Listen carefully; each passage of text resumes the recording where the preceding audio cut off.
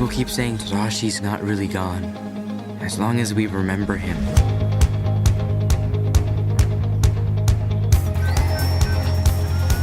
Hello, I am Baymax. Tadashi programmed me to heal the sick and injured.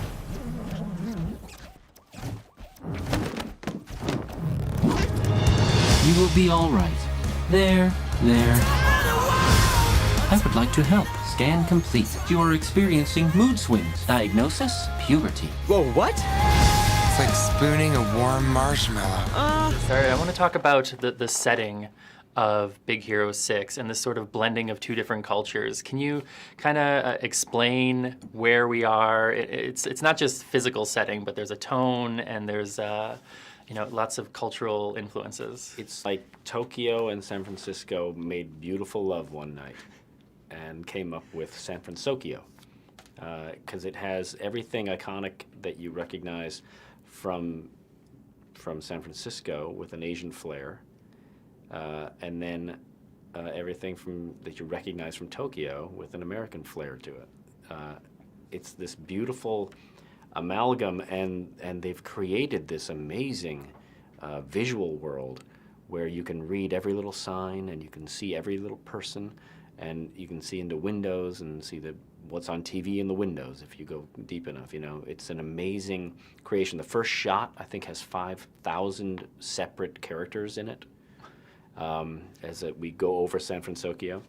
And if you take the time, you can see every single one of them. You can see they're all doing different things. They had a new, what they call a rendering program, which tells the computer how to deal with crowds or with fire or stuff like that. And the brilliant technicians and artists at Disney have found new ways to animate crowd scenes, for example. And so everything looks very realistic while still being in the style of animation and not getting too hyper real or anything like that. It's a beautiful thing to look at. It's very inspiring. And you come in as Baymax, who's very physically distinct, and a robot, but maybe a little bit more than a robot. Can you explain the process to voice this character? How long did it take to find the right voice? Was this a collaborative process? Yeah, well, the whole thing was collaborative. That was my favorite thing about this whole show, was that everybody was open to ideas, my ideas and each other's ideas. It was a great community. It was like an artist commune being at Disney Animation. And everybody listens to everybody else's ideas. So my inspiration, I guess, for the voice was just the fact that I knew he was a caregiver, and that means a kind of a benign bedside manner. But then coupled with kind of this handicap that he's not human, and he can only say what he's programmed to say, or variables within that. And so there's kind of an uncanny valley of the way he speaks, where you could almost be fooled into thinking that there's some human soul or independent thought going on. But then I always wanted people to question whether that was just good programming or not. So he speaks with kind of an automated phone system rhythm of variables being injected into existing sentences, coupled with being very benign and helpful. And is that something difficult to achieve? And just to find, a character who's not supposed to have emotion, at least initially, and moreover a character that doesn't have a mouth or really facial expression. So it puts more pressure on you, doesn't it? Yeah, there was a little bit of wiggle room within the idea of him being kind of right in the middle between human and robotic, and skirting that line was harder than you would think, and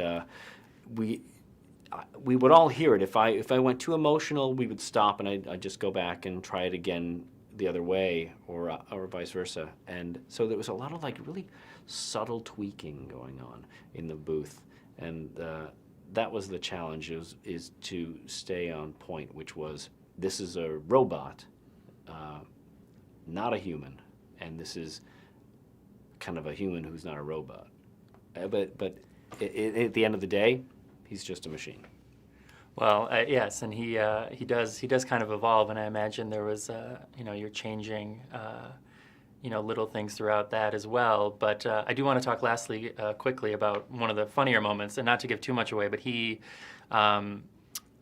During an adventure, he starts to lose his battery power. Can you talk about what you're going for and what you guys wanted to do when Baymax is on low battery? When he's on low battery, he's impaired. I'll say that. He shouldn't drive. And he's essentially what we would call drunk. Yes. And that's when his voice becomes most human, oddly enough. Because he is a slurry, sloppy drunk. Not that he's been drinking, but I had to pull that from watching Friends because I'm not a drinker, but I've got plenty of folks who have a problem in my life.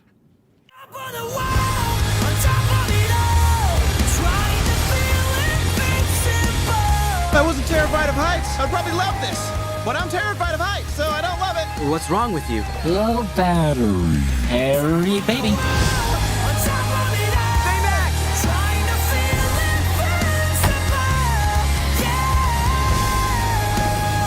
That was amazing! You gave me a heart attack. Clear. Stop.